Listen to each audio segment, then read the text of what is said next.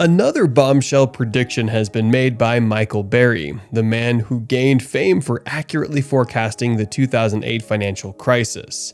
Michael Burry says the world is about to head back to the 1970s. You may wonder, what could have caused Burry to make such a bold forecast? Well, you should stay tuned for a worthwhile level of insight. Imagine living in a decade where the stock market was in complete disarray. Halving within just 20 months, unemployment was skyrocketing and prices were rising to an unprecedented level. This was the frightening reality of the 1970s, and according to financial expert Burry, we may be heading back in time. Burry believes that history repeats itself because human behavior never changes, and he has extensively studied the patterns of the 1970s. He's confident that we'll see similar critical patterns occur once again. Inflation has already begun to decelerate, but many believe that as we enter a recession, it will fade away and the economy will recover. However, Burry has a different perspective. He questions what strategy will pull us out of this real recession, what forces could bring us out. The truth is, there are none. We could be facing an extended multi-year recession, and the future may be more uncertain than we realize. What did Burry mean by a multi-year recession? The COVID pandemic caused a relatively brief recession, which makes the term multi-year recession unfamiliar to some people. Well, despite the use of complex terminology, Burry's theory is actually quite simple at its core. He uses the analogy of a bathtub to explain the state of the economy. Now, imagine the bathtub to be the economy, and the water level represents economic activity. In a healthy economy, the water level is close to the top, indicating healthy economic activity. Conversely, when it's at the bottom, there is a recession or depression. The pandemic caused the water level to drop to the bottom of the tub, but the Federal Reserve tried to refill the tub by pumping water in it. Unfortunately, they overlooked the water that flooded outside the tub, causing the bathroom floor to be covered with water. Currently, the Fed is pumping water out of the tub, making the water level fall all the way to the bottom. The idea is that once the water level is low enough, they can start refilling the tub and bring the economy back to life. But what they failed to realize is that the water outside the tub is still there, and if they refill the tub using that water, it will overflow once more. With that being said, the water on the bathroom floor represents the damage that has been done to the economy, and if it's not addressed, it could lead to another economic catastrophe. Now, let's talk about the concept of velocity of money. In the late 1970s, something peculiar happened in the US economy. Despite a decline in the money supply, inflation rates continued to surge. But how could this be possible? The answer lies in a concept called velocity, which measures the speed at which money changes hands in the economy. As it turns out, the velocity of money was increasing at a faster pace than the decline in the money supply, leading to an upward spiral of inflation. Fast forward to today, and we find ourselves in a similar situation, albeit with some key differences. The Federal Reserve, in an effort to combat inflation, has been tightening monetary policy by reducing the money supply and increasing interest rates. This, in turn, has led to a decline in M2, a measure of the money supply. But here's where things get interesting. Despite the decline in M2, the velocity of money is actually increasing. This phenomenon has caught the attention of Michael Burry, the famed investor who famously predicted the subprime mortgage crisis of 2008. In a recent tweet, Burry remarked that quantitative tightening plus higher rates are starting to push M2 down. Yet we are seeing a take-up in velocity, emerging from narrative obscurity. He also hinted that redux would shock, though it's not entirely clear what he meant by that. To understand the significance of this, imagine a bathtub that's being emptied by the Fed.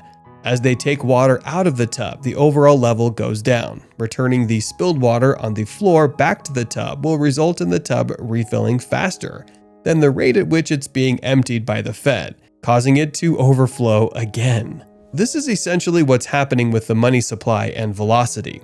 Let me explain. Money velocity refers to the rate at which money is spent on goods and services. During a recession, people tend to hoard cash, leading to a decrease in money velocity. Consumers only resume spending when prices begin to fall at a rapid rate. This increase in the use of the dollar leads to a rise in money velocity. However, this increase in velocity comes with a dangerous downside. As prices start to rise again, it creates another round of inflation. This scenario played out in the 1970s, where the Federal Reserve was already reducing the money supply. However, the velocity of money was rising so quickly that inflation rose once again to above 14%. The reason for this phenomenon is that when people start spending again, it leads to increased demand for goods and services. As demand rises, it puts pressure on prices to go up, leading to inflation.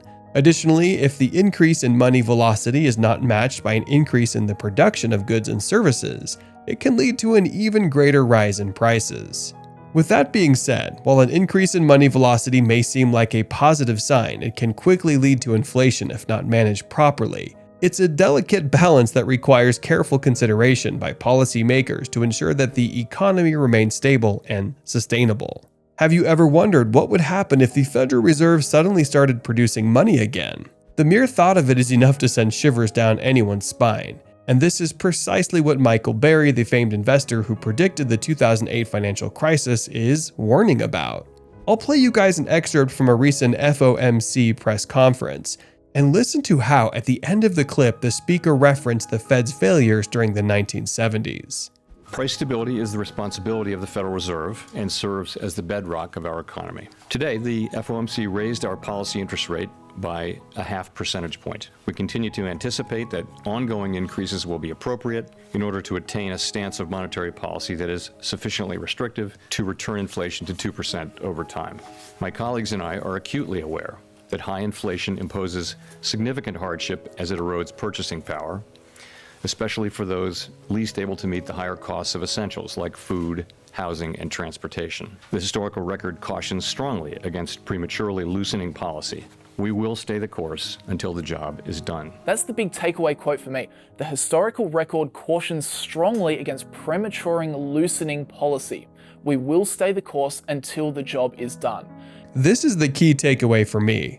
He will stay the course until the job is done. So, make no mistake, the Federal Reserve is very aware of everything that happened throughout the 1970s, and says they are committed to ensuring that they don't make the same mistakes again. But while the Federal Reserve says all of this, Michael Burry's opinion is still very valid. According to Burry, inflation is set to slow down and possibly turn negative between June and December of 2023, due to the increase of interest rates mandated by the Federal Reserve.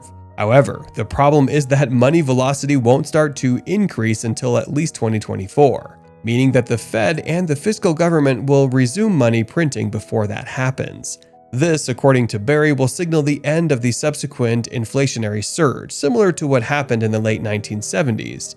But that's not all. Burry also predicts that this recession could last much longer than most investment banks anticipate, because options for intervention to spur economic growth from the Federal Reserve and the federal government are limited owing to rising inflation. This means that not only will we have chaos left on the floor caused by the overflow, but we'll also have the Fed pouring more and more water into the tub. Each of these actions will just cause the bathtub to flood once more, potentially making it much more full than it once was. To make matters worse, Burry has accused the Fed of purposefully selling all of its equities at the height of the bubble in the fall of 2021, stating that they made the prescient decision that it was improper for them to own and trade stocks personally. This highlights the Fed's dubious track record and their lack of concern for the general public. Although there are numerous similarities between the current state of affairs and the dot-com bubble of the 1970s, there are also some differences. The rise of IPOs, bubble cryptocurrencies, and fraudulent schemes are just a few examples. The bubble stocks and coins are now in the trash. The recession has taken hold. The con artists have been exposed, but some people still persist on purchasing the drop in these securities, and so the crisis is far from over. With all of these factors at play, one can't help but wonder what the future holds. Will we see another economic collapse similar to 2008? Or will we be able to weather the storm? Only time will tell, but one thing is for sure, we're in for a wild ride, and this is more reason you should see our next video. It will be bigger than 2008, Michael Burry's shocking prediction. Thanks for sticking till the end, and see you in the next video.